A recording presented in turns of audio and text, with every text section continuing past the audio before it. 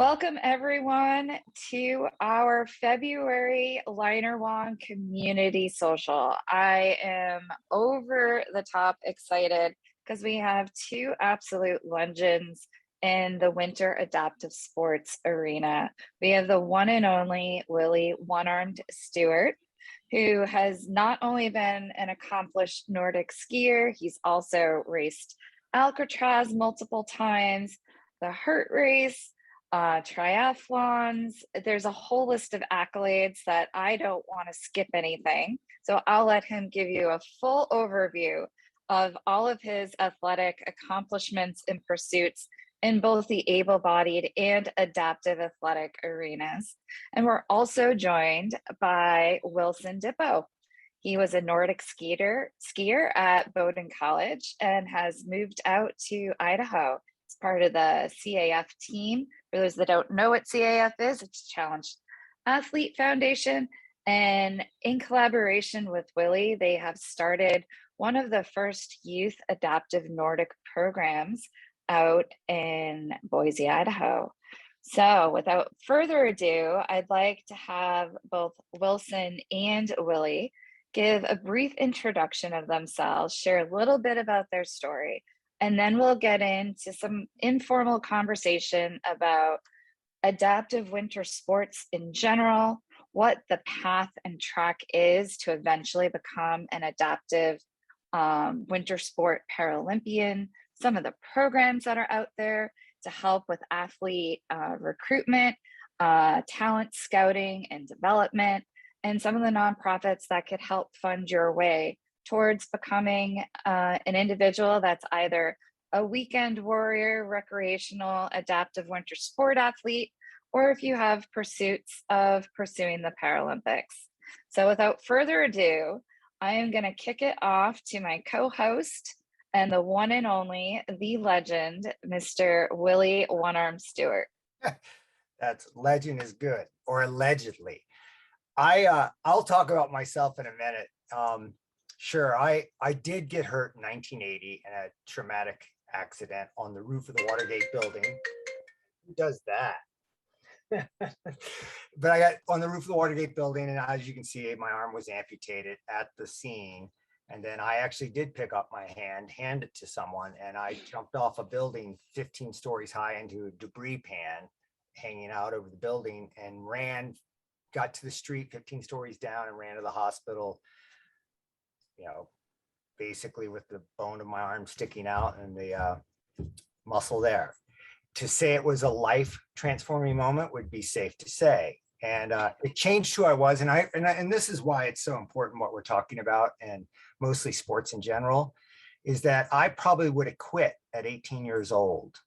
And it took someone up in Boston at Liberty Mutual, Mass General, sports rec person came up, grabbed me out of my hotel room and dragged me, because I was embarrassed of who I was, dragged me to play volleyball as a one-armed guy. And it's like, volleyball, I can't do that. And I was good. And then it transformed me through sport. And that's what we're all here for. Sport actually is such an elixir of the greatest cocktail in the world, the medicine that we all need daily. And so I ended up doing lots of things. I won a world championship in duathlon. I won the ITU world championship in triathlon. I've competed in Kona 4 times, 20 escaped from Alcatrazes. I did the Hurt 100 twice. I failed once. I failed at most things I ever tried the first time, but I get up and keep going. The Hurt 100 is probably one of the most grueling runs in the world, and 10% finish, and I have 2 finishes in it. Leadville 100, 10, 11, 12 times. Leadman, which is the bike and the run combination, 100-mile races twice. So nonetheless, I've done a lot of stuff. I solo kayaked the Grand Canyon, but most of it made me feel good, and is why I did it. And I chase that feeling of feeling good forever. But I also want to pass it on to someone else. I met Wilson. I'm going to talk to you about Wilson for a second. I met Wilson. He was the coach of the Bogus Basin Nordic Team, which is the youth development team. And I knew that he was doing a program called Refuse Ski. I think that's right. Wilson is Refuse Ski. And I thought it was amazing. I was seeing people in hijabs, different looking than myself, skiing down the mountain, going 30 miles an hour, way out in the wilderness. And Wilson created that program. And I kind of talked to him about adaptive stuff. And a couple of weeks later, Wilson has 20 sit skis up there, 15 athletes with various abilities, coaches. The US Ski Team came down, the US Paralympic Team. Beth Ann Chamberlain, all the coaches staff came out of Bozeman, Montana, and Wilson started a program, and the team adopted that program, and it became the first integrated adaptive youth program in the United States, in a little teeny mountain called Bogus Basin. Since then, I'll brag a little more about Wilson. He is a full-time employee now with the Challenge Athletes Foundation, and he works for a US Paralympic Nordic Skiing as a development coach. And I think the opportunity here for Wilson to speak to the crowd of people that you have will open up the floodgates for adaptive Nordic in the United States. And then hopefully more programs see this, because we could be the best Nordic team in the world. And with Wilson's help right now, we've already moved. I think Wilson is at 4 athletes from Idaho are going to the Paralympics this year. 3 athletes from Idaho, yeah. 3 athletes just from Idaho. 3 Nordic skiers from Idaho, yeah. And remember, Wilson grew up in Alta. He's a skier through and through his whole life. He went and raced Division I Nordic skiing. I mean, he's a legit stud in a lot more sports than just Nordic. And I think, Wilson, this is one of the things I love the most about Nordic, is that I can jump into another sport and do pretty darn well just because I have the Nordic background, and Nordic skiers are tough. Take it away, Wilson. Yeah. So, yeah, thanks for the introduction, Willie. I'm Wilson Dippo. So, like Willie said, my background is just in able-bodied skiing. I was a ski racer all the way through high school, and then raced through college at Bowdoin College in Maine. And afterwards, I was casting about trying to figure out what I wanted to do next, and ended up kind of stumbling into coaching, thinking I was gonna leave the Nordic ski world after college. Little did I know I would try and leave that world another half dozen times and it would never stick. Turns out that I'm fully addicted to the sport of Nordic skiing, and I can't get away from it. So yeah, after a series of stops, I ended up as head coach of the Bogus Basin Nordic Team. And like Willie said, we set up a Nordic clinic where we brought out the coaches from the US Paralympic Nordic Team out to Bogus Basin, and they trained up our coaching staff on how to work with adaptive athletes. And then we followed that up with a participant clinic the following day. And yeah, we followed. The rest of that year, I got invited by the Paralympic Nordic Team to come out to a few races, a few camps and clinics and things like that. And so that sort of set me off on this path. And for me, cross country skiing, it's the best sport in the world. It combines speed and athleticism, endurance, and just general toughness. You have to be willing to be out there skiing in -4 degrees weather and blizzards and wind. Sometimes it rains on you. Sometimes it's 60 degrees and you're, literally taking scissors to your race suit, trying to get a little more circulation as you generate incredible amounts of heat. And so, yeah, it's just an incredible sport. And as for me, my coaching philosophy about sport is that it has to be about more than the result. So I've always been looking for ways to expand that reach. And Willie described it as an elixir. The kind of analogy that I often stick with is that it's like this crucible. It's you add all these different ingredients. So you add teamwork, and you add the stress of competition and things, and the hours of dedication and planning, and you take something that is small and not really that important, dressing up in tight suits and trying to get around a ski track as fast as you can is pretty small. And it once you add all those ingredients, it becomes something pretty big and pretty important. And so, that the same has been true with adaptive. We've got athletes who started skiing just a couple of years ago, and they were recently injured, and the prospect of just getting out of bed was a real challenge. And now they've got goals, want to make the next Paralympic Games. They're driven and focused, looking at okay, now I also want to get a job, and I credit that to just that having that purpose and having that drive to just get out of bed each morning. So yeah, that's the long and short of my background there. What incredible stories from both of you. So I'm going to first interject. I'm very much a water sport person. I'd prefer to be on the water in my kayak. And I know that there's a lot of viewers that are new to sport and just discovering what they're capable of doing post-injury or illness.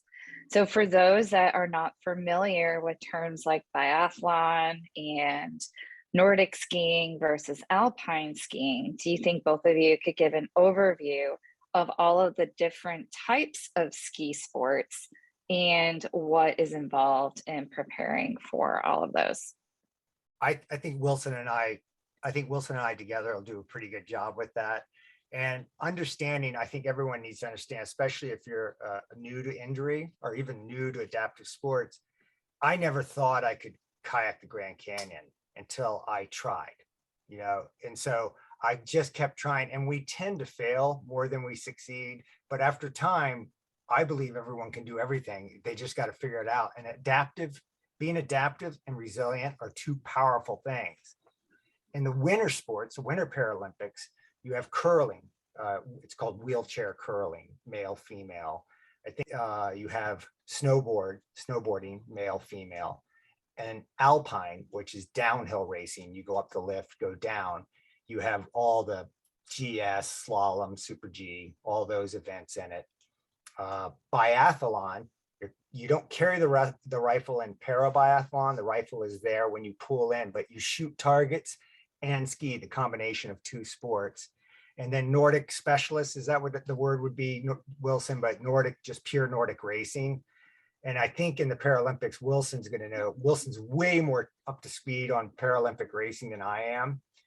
And then the last sport is sled hockey, which is just another incredible sport. And one of the athletes from Idaho now was a gold medalist in sled hockey, and now he's going to the Paralympics in cross country skiing. And Wilson can touch on some of the stuff and the more minutia I don't have. Yeah, so looking specifically at cross country skiing and biathlon, each sport has several different events. So there will be a shorter event, we call it sprint, and even though it's not like 100-meter like you would imagine for sprinting and running, more like a 2 or 3 minute event. There's a distance race and typically like a middle distance as well. And classification for skiing, both alpine and Nordic, is quite a bit different than it is for like track and field.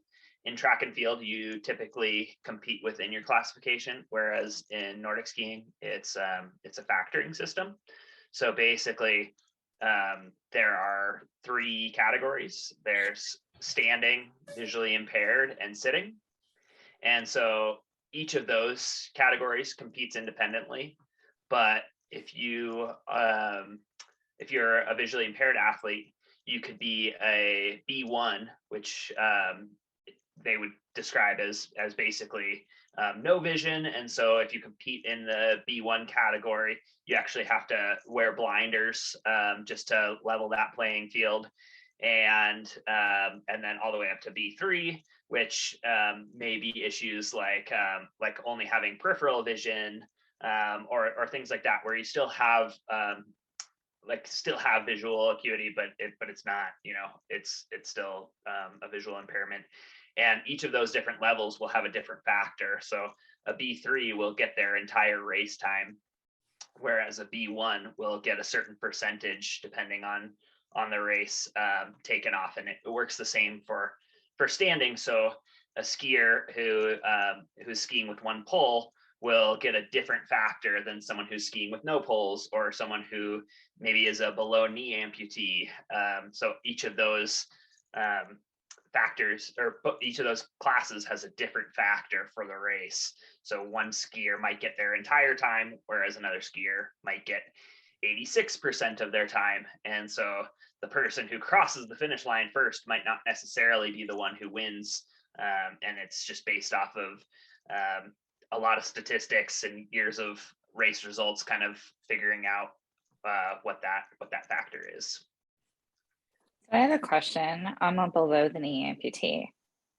What would be my classification versus an above the knee amputee versus maybe a bilateral amputee? Yeah, so each of those does have a different classification. Typically, while an above knee amputee can ski standing, they typically, if in a racing situation, will choose to sit ski because it's just more efficient, more effective. And yeah, it'll be a different classification than a bilateral amputee. I'd have to pull up the classification numbers to get the exact thing, but yeah, you would have as a below knee amputee, I believe 93% of your time, and then bilateral, I want to say is 86, but I could be completely wrong there. So so don't go to the US Paralympic Nordic Team and say, but Wilson told me. So and Melissa, I've been in 3 Paralympics, and the stand-up above knee, they're female and male. They're unique individuals, and they're incredibly good skiers standing up, but they're also incredibly good skiers sitting, and they can go one or the other if they choose. And then the below knee has a huge advantage on the above knee. So the factors are big there, where missing your hand as opposed to missing above your elbow. But the best thing about it, and I think what in 2002, I thought is when it showed up the best, out of 100 and some racers, I finished 4th fastest time in the race with everyone, but I finished 10th overall. And people are like, but you were the 4th fastest time. I go, hey, I'm proud of 10th overall with the percentages. And the people that beat me with the percentages, some had both hands missing, some were above knee amputees, yet we raced together. Is it 100% accurate? Probably not. But is the racing awesome? Unreal racing. It's probably some of the best. Coming down a turn, the last turn at Soldier Hollow, Wilson, back in the Paralympic day, those turns you could hit 40 plus to 50 miles an hour. And you're racing with athletes from all over the world with different impairments, and you're side by side, and you're not caring too much about what your percentage is. You just want to beat as many people as possible. And then it washes out. And Wilson knows, in a Nordic racer from the United States, top 10, you're pretty darn happy. You know, would I have liked to have been on the podium? Yes, but that's not how it works out sometimes. And remember, you're racing with everyone, which makes it just great racing. In 94, when I started, it was all categorized. The award ceremonies went on for like 2 hours. And so you would say I'd be 10th, there might be 15 skiers. Now I'm 10th with well over 100 skiers, and I'd much rather be that. So. Yeah, and then the last piece on that is the way that they're doing sprint racing these days is really cool. Basically, they'll have 4 runners ski the loop, and so they have basically an established time for the loop. And when they the way that sprint racing works, first all the racers go out and do a qualification run, and that sets your initial placing. And so typically the top 24 or the top 30, depending on the racing field, will advance onto the heats. And so when you're racing in heats, you're actually going up against 6 or 4 other athletes, depending on, again, the size of the field. And in each heat, 2 or 3, again, depending on the race, will advance to the next level. So there's quarterfinals, semifinals, and then the medals round. And the way that they're doing it in parasport these days is they'll use that standardized time that the forerunner establishes, and then instead of racing based off of percentages, they'll start you based off of percentages. So for example, a sit skier who is an LW 10.5, which is a fairly high spinal cord injury, like very, very low core function, might start first. And then maybe 30 seconds later, the double amputee who has full core function will start. And in this race, it is the first person who crosses the line is the winner. So it becomes this fox and hounds sort of situation where it's a race to the finish line, and it's very exciting racing because it's those factors are set up. So theoretically, if the two identical ability racers, within their classification, race their best race, they would cross the finish line at the same time. And so it's very exciting. Awesome. Well, a lot of the classification is a little over my head. If I wanted to go out tomorrow and just get on a sit ski and go, what are some opportunities that I could get involved in cross-country skiing? It depends where you are in the United States, but that comes into the programming. And CAF, one of the great things CAF does around the United States is clinics. So it's an introductory thing. And then the programming is regional programming. And a lot of the regional programming is run through Move United, and formerly DSUSA. And that's regional day-to-day programming. And then what Wilson did up at Bogus Basin Nordic Team was we just started putting, and CAF is hopefully helping out more and more with that, but getting skis into other adaptive programs. But down in Salt Lake City, you have the Ability Center. In Winter Park, you have an incredible a center in Winter Park. Breckenridge Outdoor Education Center in Summit County, Colorado, all the way to Tahoe and Alpine Meadows. But these programs are all over the United States, and it tends to be the categories of those programs and the resources for those programs are on Move United or just adaptive sports, adaptive Nordic skiing. But there's opportunities in Nordic ski all over the United States. But what Wilson will tell you, and I'll tell you as quick as anyone else can, equipment matters. And our adaptive athletes have to have the best equipment in the world, be it a bike, a Nordic ski, an alpine ski, anything.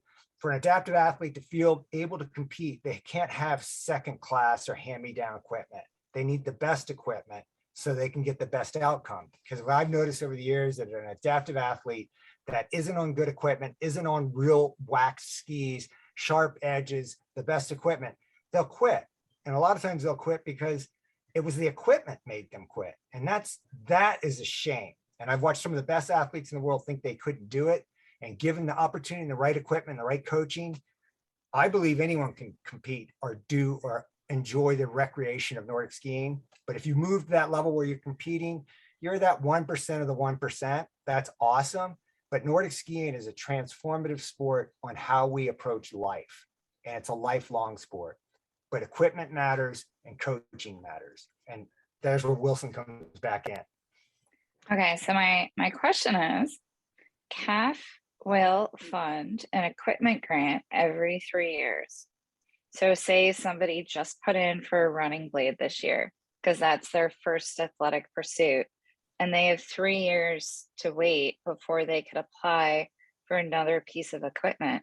Are there other organizations that help to fund equipment for somebody that may want to be a recreational runner, but also pursue Nordic skiing? And I believe there is, and there's some other people on this call that probably have more information than I do, but I'll let you know that I know Move United has moved into grants, which is nice. Then the other is CAF has done a ton with OSER over the years and blades and knees and joints, but I'm personally not familiar with the other groups that are supplying equipment so you can compete. That's kind of the sad part of the whole thing. And that's where CAF probably for 25 plus years has come in and basically filled a void, but there shouldn't be a void at all there. hopefully No, or a 3-year wait. So, Wilson, in your experience, how are your athletes getting their sit skis or equipment funded?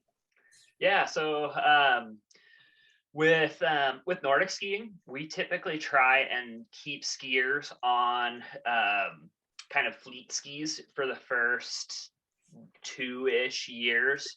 And what we're doing is basically the US Nordic Team has like something like 40 sit ski buckets and frames, and they are just constantly traveling all around the country to various athletes.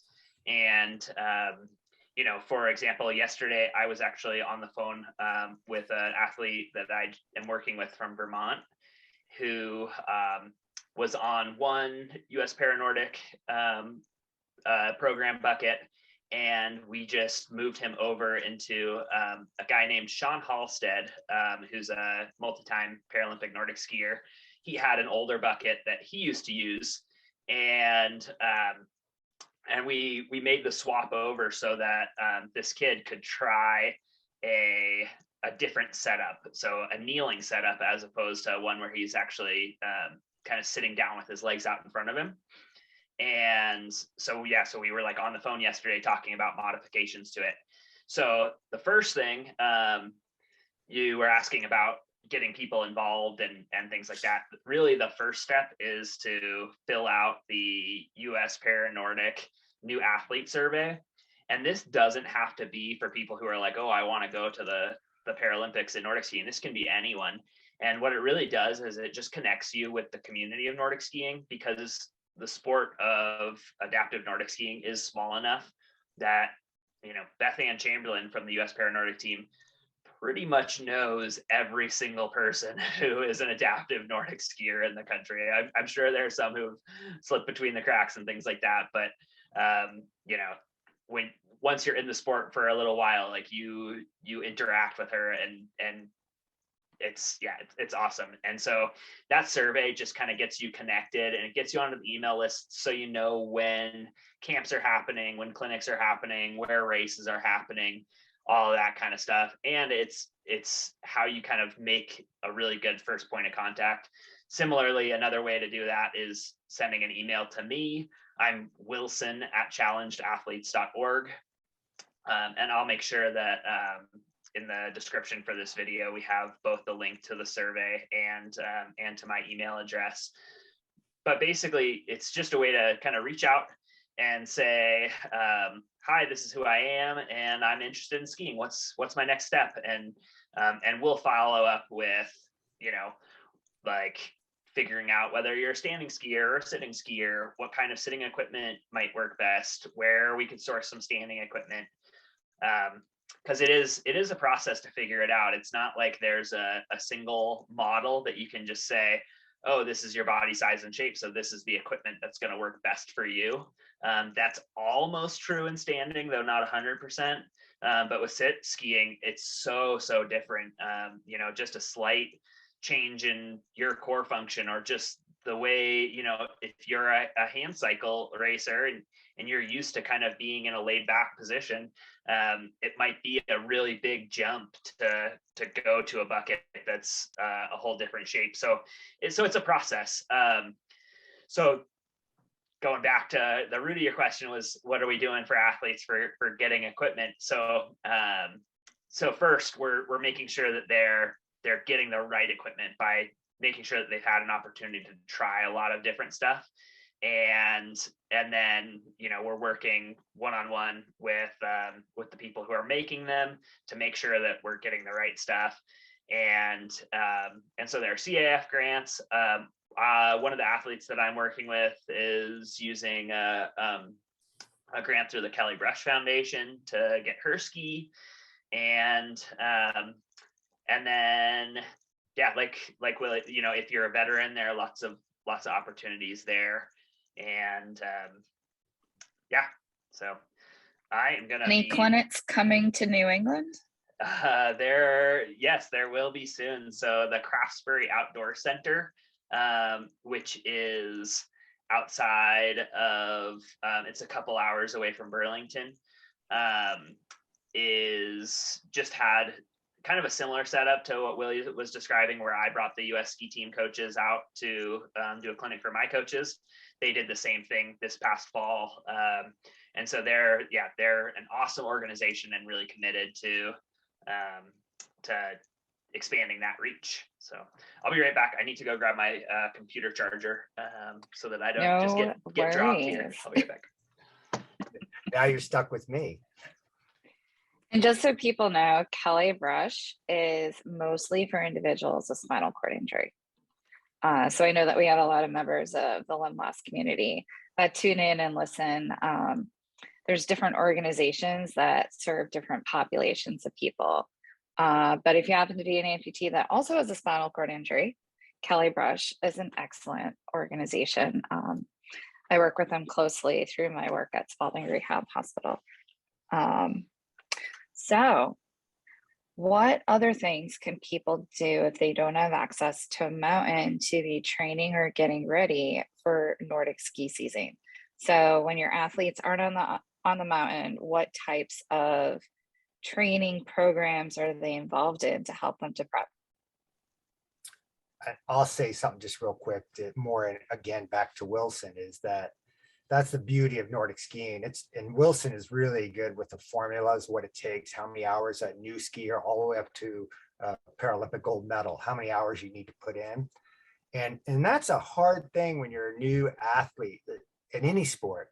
But to have a resource like Wilson, who could actually write you what you're supposed to do, and then when you get it, and you know, as other people on this call know, when you get a really good coach that's putting that stuff to you, and just know when you get out of bed what you're supposed to do, not too much, not too little, but do it. And then you do a progression. And I just always talking about me, but it took me 12 years on the team, on the US Nordic team. And in those 12 years, it was towards the very end when I started winning medals, because that's how long it takes to become really a very competitive Nordic skier. It took 12 years to win medals. I was like, whoa, this is ridiculous. And by that time I was so old that they got rid of me the next year. So it was perfect. But anyhow, Wilson is that coach. He's that person that actually can take you in a year-round program, and same with Beth Ann, and move you to the highest level of all sports, not just Nordic skiing. So yeah, so one of the great things about Nordic skiing is that it does involve so many different systems. You have to have excellent balance, you have to have excellent strength, you have to have power, you have to have speed, you have to have endurance. So pretty much anything that you do otherwise can translate in one way or another to good Nordic training. So, you know, if you are a chair basketball player, or if you run with a running blade, both of those are going to be excellent training. That the wheelchair basketball player is going to have that quickness and agility, and just kind of like that sense on like the chair skills and things, and that runner is going to have that endurance background. And then you just have to supplement it with those other pieces that you're missing. So the basketball player might need to get onto like a ski erg, which is they're kind of like these rowing ergs. They're popping up in like a lot of CrossFit gyms and things these days, but it's basically it's an erg that instead of like rowing, you actually are pulling down, and so that's mimicking the pulling motion. The runner who's doing distance runs and things like that might need to add some speed. They might need to really do some focused balance training and things like that. And that if they're a standing skier, there's a good chance that getting on roller skis, not before you already have some on snow skills, but once you have on snow skills, roller skiing ends up being like a really excellent way to train during the summer, and you can do it anywhere. So yeah. So what I'm hearing, and it's a shameless plug for functional fitness, but functional fitness incorporates the sprinting, the endurance, the balance, the agility, and the strength training. Mm-hmm. Yeah. All right. I'm always a cheerleader for functional fitness. I'm personally a CrossFitter and a CrossFit coach. So we have the Winter Paralympics right around the corner. Who are some of those athletes for us to watch? Yeah, so for on the Nordic side, we have 3 athletes, really 4 athletes who are have a very, very good chance of winning medals. So Oksana Masters, who is a sit skier, Kendall Gretsch, another sit skier. She's favored to win the biathlon or both of the biathlon races. And then Jake Adikoff, who's a visually impaired skier who is out of Idaho. He just won his first gold medal at World Championships this in Lillehammer back in January. So he's coming in with a lot of momentum.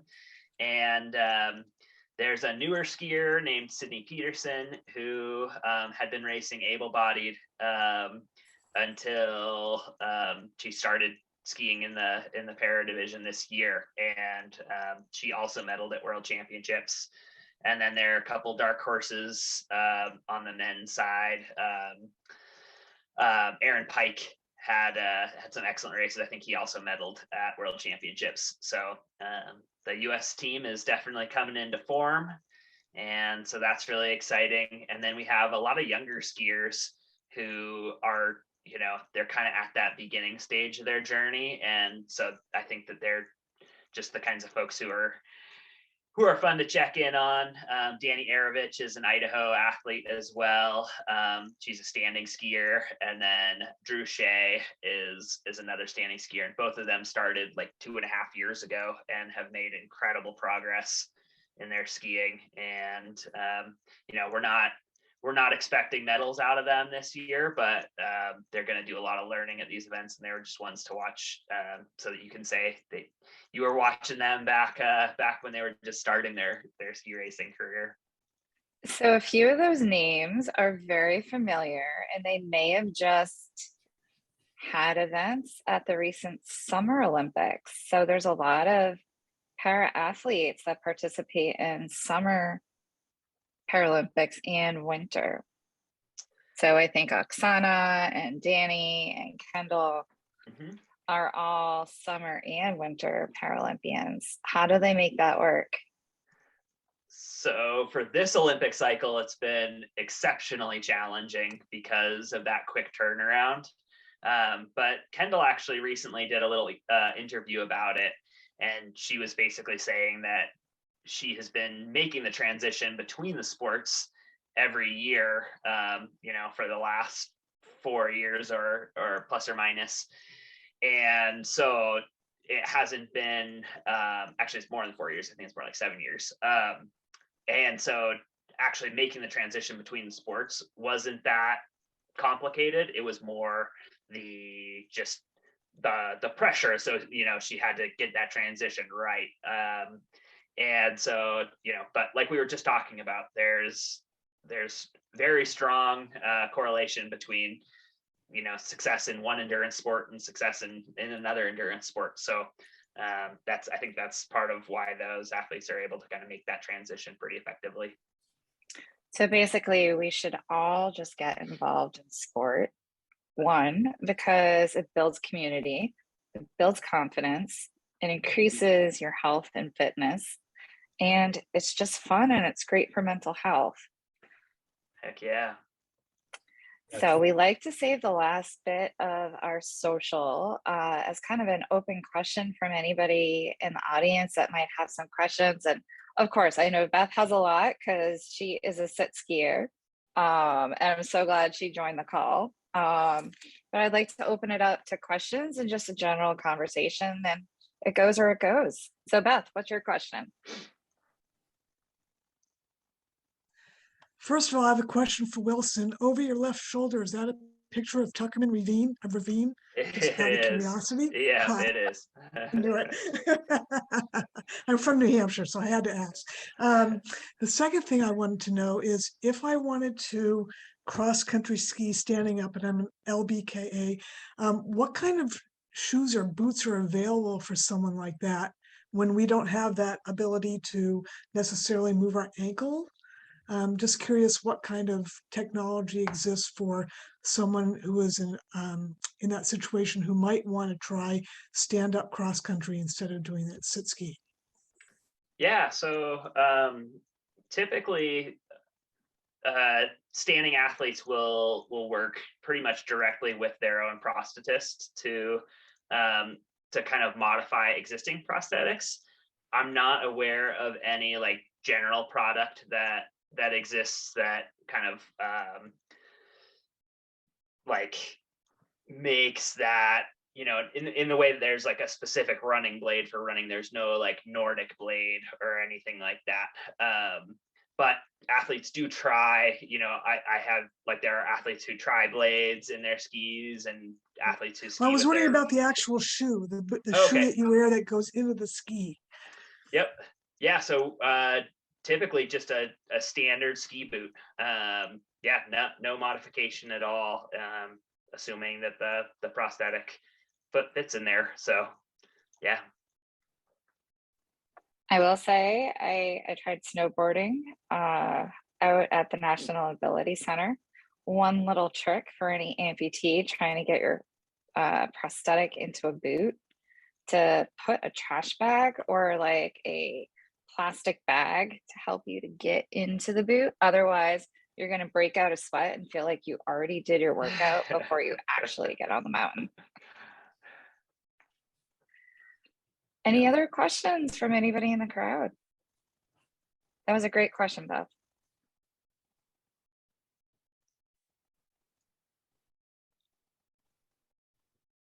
Not a question, but a statement for Sarah, who I know is on the call in the other room. Sounds like Nike needs to make a FlyEase boot.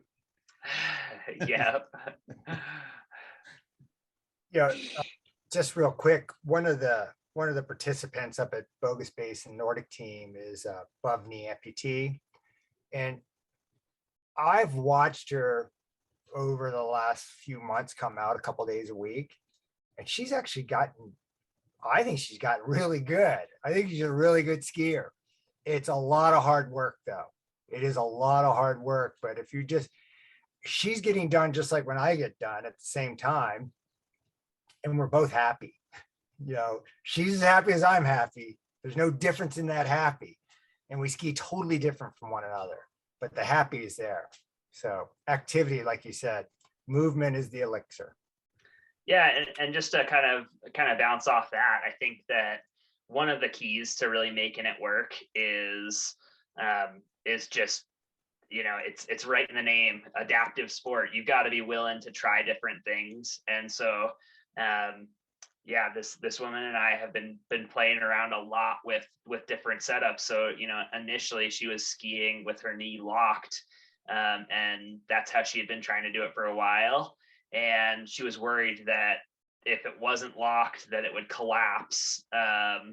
And recently she's been playing around with skiing with it unlocked, and it's helped a lot, because all of a sudden, you know, she doesn't have one leg that's fixed at a longer length than the other one. And so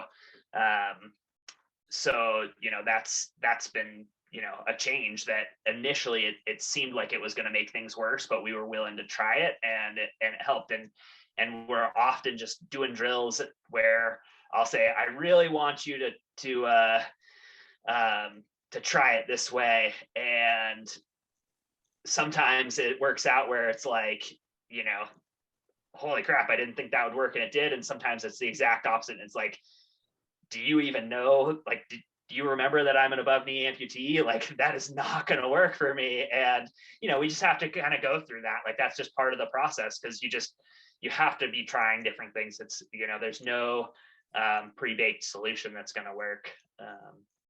So I think that's really key.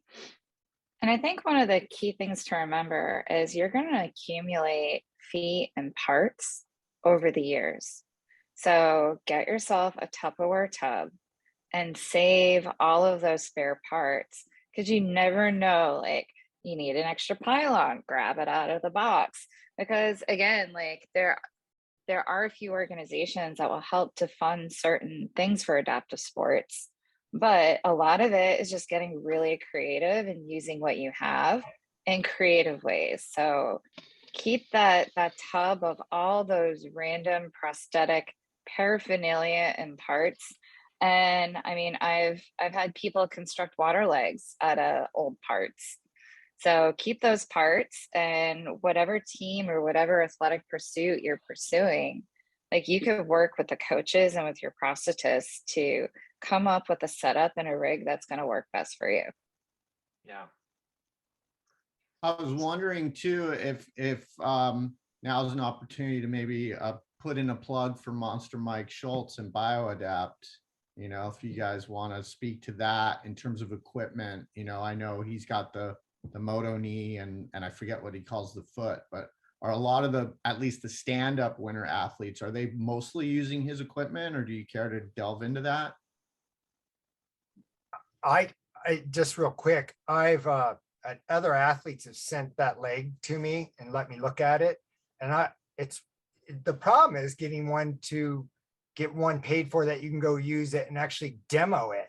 And then you'd have to get him out here showing, because Wilson, I've not seen it work. I've only seen it on videos, and a couple of the athletes you'll see down at the Paralympics, you'll see him in Beijing with it. But I'm telling you, I'd love to see that in action here too. And I think the more people that know how it works, the more people that are more likely to transform their skiing with a new piece of equipment. But it seems like that could be an answer to the woman we were just talking about. She's got the go for it, but it's just that it's really hard above knee amputee to ski on a technical course. It really, I mean, this might be one of the hardest things in sport. Out of curiosity, and this is just me being curious, has Challenged Athletes ever funded a BioAdapt or a Moto-Knee? There's someone else on this call that might know, but it wouldn't be me. But I'm not sure I know here in Idaho we've put quite a bit of money into grants. I mean, things that people thought they would never ever get, and because some of the new hand cycles that are all e-assist and full suspension, they're not cheap. But that's in Idaho, you know, and their pieces of equipment are just outrageously expensive. But as adaptive equipment goes, it just says that you need to raise more money. That's the way I look at it. What an opportunity. Yeah, we have an athlete here in Idaho who is a pretty recent injury, 6, maybe 8 months out, above knee amputee. And yeah, we actually are working with her to get a Moto-Knee eventually. Right now we're snowboarding without one, and you know, like we're not rushing it basically. But yeah, that ultimately is like that's in the cards. So yeah, there are opportunities out there, and we have a special ability to give grants in Idaho. So that special plug for move to Idaho to be an adaptive athlete. It's the place to be.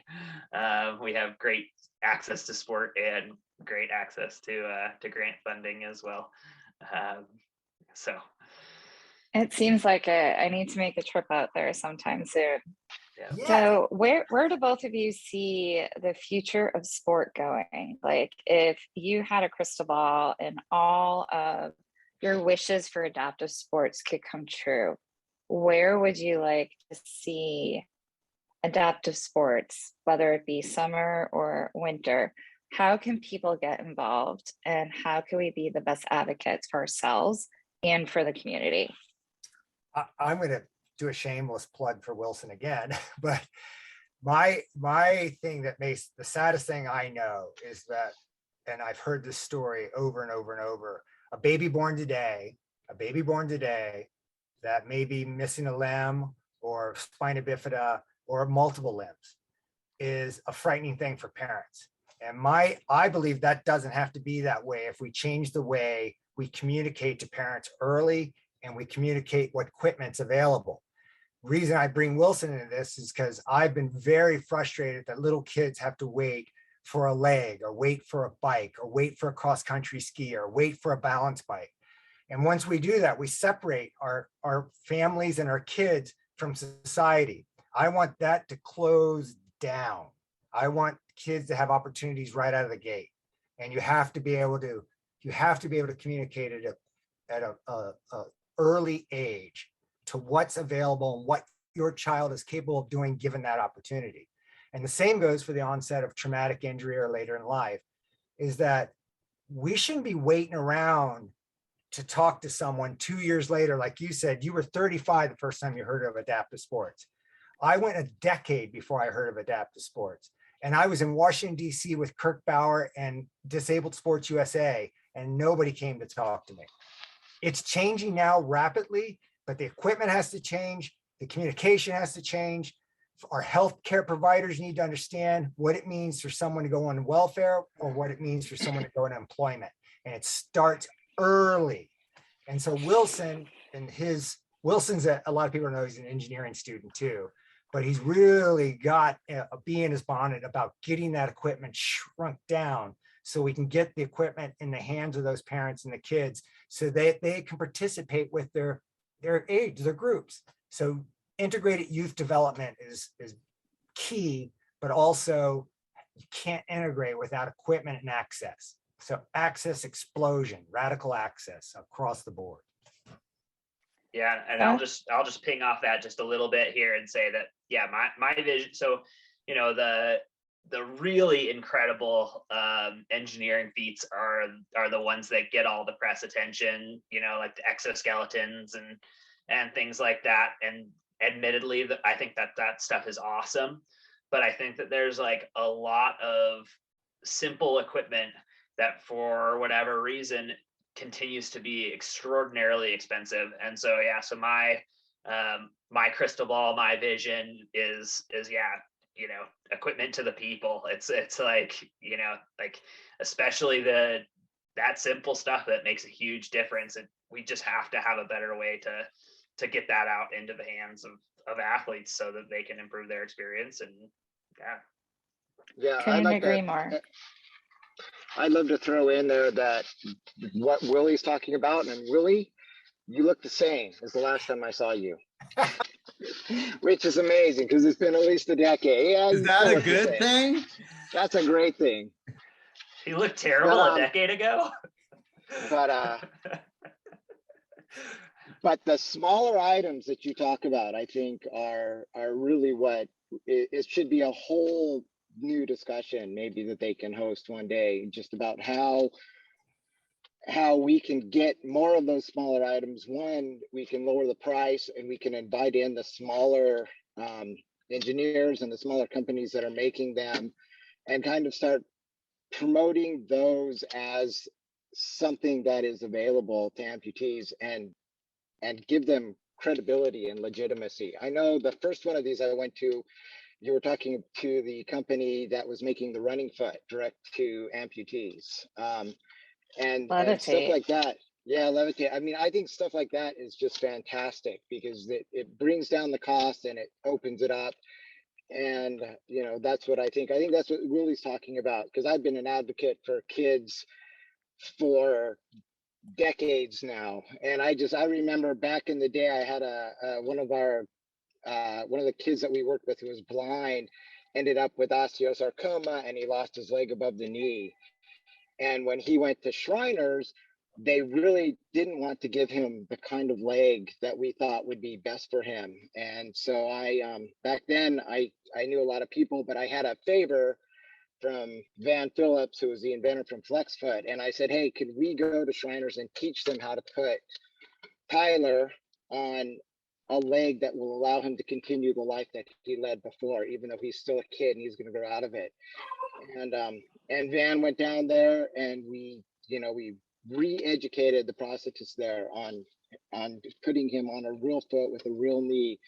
And, you know, now Tyler has an amazing life, but it just continued. And he was an amazing kid already because he was born blind and he did amazing things. And I was always impressed by him. And I was just happy to see that these little changes all over are really what Willie's talking about. And I'm so happy to see someone with Willie's energy behind it.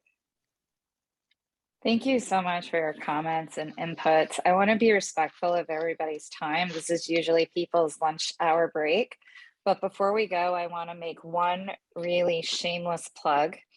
There are a few days left to fill out the Liner Wand and Amplitude 2022 Amputee Community Survey. And Willie touched on an important point. Only 2% of the limb loss community out of 2 million amputees in the US are full-time employed. Where do we get these stats? We get them from survey data. So we have launched part 2 of an extended survey out to the limb loss, limb difference community, asking about all aspects of life of somebody living with limb loss, limb difference, from mental health to their support systems, to the type of systems that they're in. I think in one of our previous surveys, only like 40% of people were actually active. And there were so many people that wanted to be more active, but just didn't know how to get involved or get started.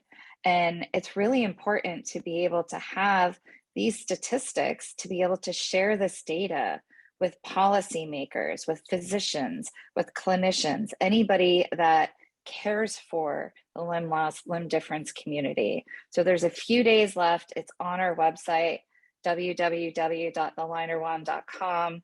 Please share the link. Let all of your friends with limb loss know about this survey.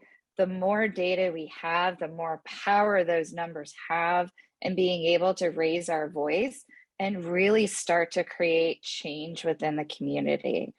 So please go to the website, fill out that survey, share it with everybody. There's also some really cool prizes that you could be entered to win as well. I want to thank Willie and Wilson for taking time out of your busy schedules to come and join us. This was such an informative talk. And now I feel like I have more information to be able to go out and share with adaptive athletes that I work with. So thank you so much for your time. Thank you to everybody that joined us for another amazing community social. Next month, we are going to welcome back all of those amazing Paralympians for a Paralympic winter sport panel discussion, having people share their experience training for and then competing in the Winter Paralympics. So please join us next month for our community social. Want to thank everybody again. And I hope you all have a great rest of your Friday and a great start to the weekend.